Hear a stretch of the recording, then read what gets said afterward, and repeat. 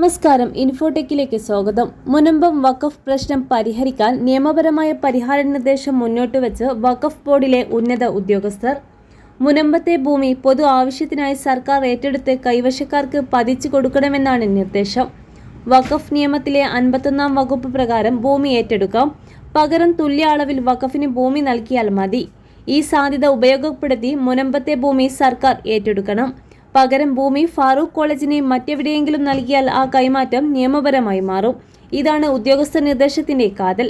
മന്ത്രി വി അബ്ദുറഹ്മാൻ മുമ്പാകെയാണ് ഉദ്യോഗസ്ഥർ പരിഹാര നിർദ്ദേശങ്ങൾ മുന്നോട്ടുവച്ചത്.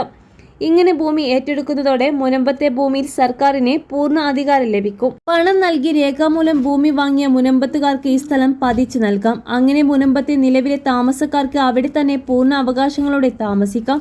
വഖഫ് ഭൂമി അധീനപ്പെടുത്തിയെന്ന പ്രശ്നത്തെ മറികടക്കാനും ഇതിലൂടെ കഴിയും. രേഖകളില്ലാതെ ഭൂമി കൈവശം വെച്ചവരിൽ നിന്ന് വില ഈടാക്കിയും ഭൂമി നൽകാം.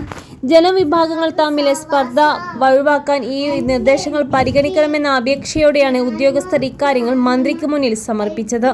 രേഖാമൂലം വഖഫ് ചെയ്ത ഭൂമി വഖഫല്ലെന്ന് പ്രഖ്യാപിക്കുന്നതോ വിൽപ്പനയ്ക്ക് മുൻകാല പ്രാബല്യം നൽകുന്നതോ നിയമപ്രകാരം നിലനിൽക്കില്ലെന്നും റിപ്പോർട്ടിലുണ്ട്.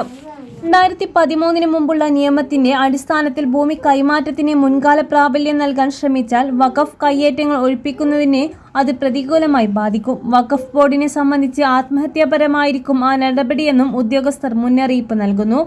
മുനമ്പത്തെ ഭൂമിയുടെ നിലവിലെ അവസ്ഥ വ്യക്തമാക്കാൻ സമഗ്രമായ സർവേ നടത്തണമെന്നും റിപ്പോർട്ടിലുണ്ട്. വഖഫ് ട്രിബ്യൂണലിലും മറ്റ് കോടതികളിലും കേസുകൾ നിലനിൽക്കുന്നതിനാൽ ബന്ധപ്പെട്ട കക്ഷികളുമായി സമവായമുണ്ടാക്കി അവ തീർപ്പാക്കണമെന്നും ഉദ്യോഗസ്ഥർ നിർദ്ദേശിക്കുന്നു.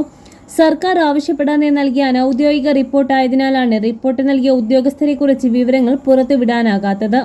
വലിയ സാമൂഹിക പ്രത്യാഘാതങ്ങൾക്കിടയാക്കാനുള്ള മുനമ്പം പ്രശ്നം പരിഹരിച്ചാൽ സർക്കാരിനത് നേട്ടമാകുമെന്നും മുതലെടുപ്പ് സംഘങ്ങളെ കെട്ടുകെട്ടിക്കാമെന്നുമുള്ള ഈ റിപ്പോർട്ടിലൂടെയാണ് ഉദ്യോഗസ്ഥർ സർക്കാരിനോട് പറയുന്നത്. ഈ പരിഹാര നിർദ്ദേശത്തോടെ സർക്കാരിന്റെയും ബന്ധപ്പെട്ട കക്ഷികളുടെയും അഭിപ്രായമാണ് ഇനി അറിയേണ്ടത്.